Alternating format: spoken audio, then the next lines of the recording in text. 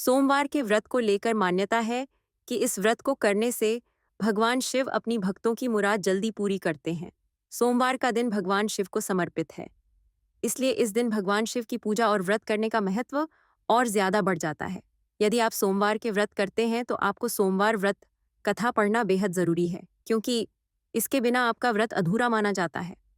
आइए जानते हैं सोमवार व्रत कथा।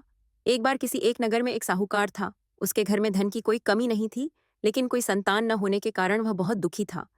संतान प्राप्ति के लिए वह हर सोमवार को व्रत रखता था और पूरी श्रद्धा के साथ शिव मंदिर जाकर भगवान शिव और माता पार्वती की पूजा करता था। उसकी भक्ति देखकर एक दिन मां पार्वती प्रसन्न होकर भगवान शिव से साहूकार की मनोकामना पूर्ण करने का निवेदन किया।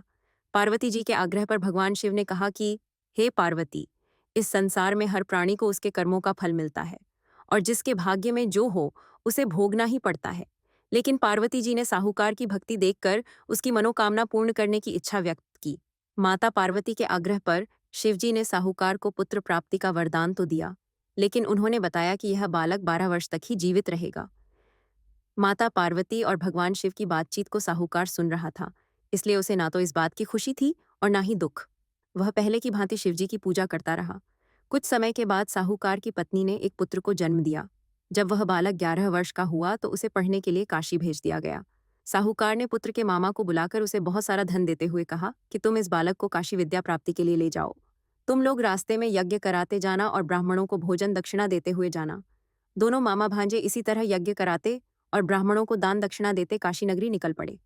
इस दौरान रात में एक नगर पड़ा जहां नगर के राजा की कन्या का विवाह था, लेकिन जिस राजकुमार से उसका विवाह होने वाला था वह एक आंख से काना था। राजकुमार के पिता ने अपने पुत्र के काना होने की बात को छुपाने के लिए सोचा, क्यों न उसने साहूकार के पुत्र को दूल्हा बनाकर राजकुमारी से विवाह करा दूं। विवाह के बाद इसको धन देकर विदा कर दूंगा और राजकुमारी को अपने नगर ले जाऊंगा। लड़के को दूल्हे के वस्त्र पहनाकर राजकुमारी से विवाह करा दिया गया।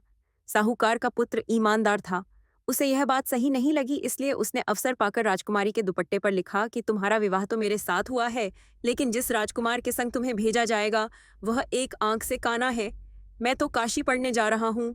जब राजकुमारी ने चुन्नी पर लिखी बातें पढ़ी तो उसने अपने माता पिता को यह बात बताई। राजा ने अपनी पुत्री को विदा नहीं किया, फिर बारात वापस चली गई।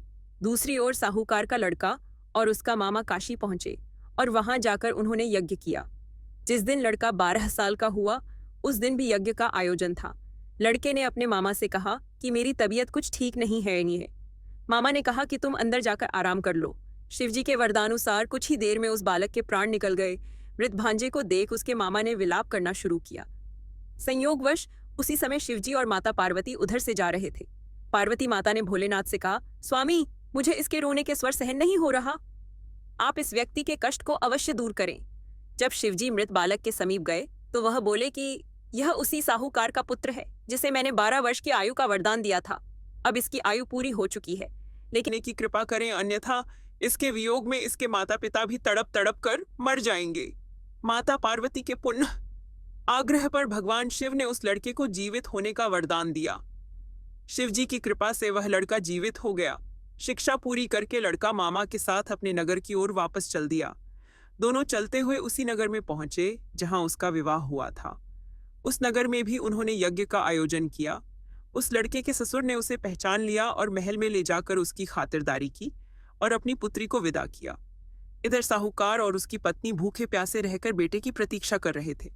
उन्होंने प्रण कर रखा था कि यदि उन्हें अपने बेटे की मृत्यु का समाचार मिला तो वह भी प्राण त्याग देंगे, परंतु अपने बेटे के जीवित होने का समाचार पाकर वह बेहद प्रसन्न हुए।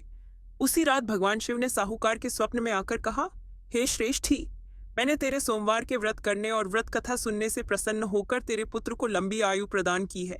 इसी प्रकार जो कोई सोमवार व्रत करता है या कथा सुनता और पढ़ता है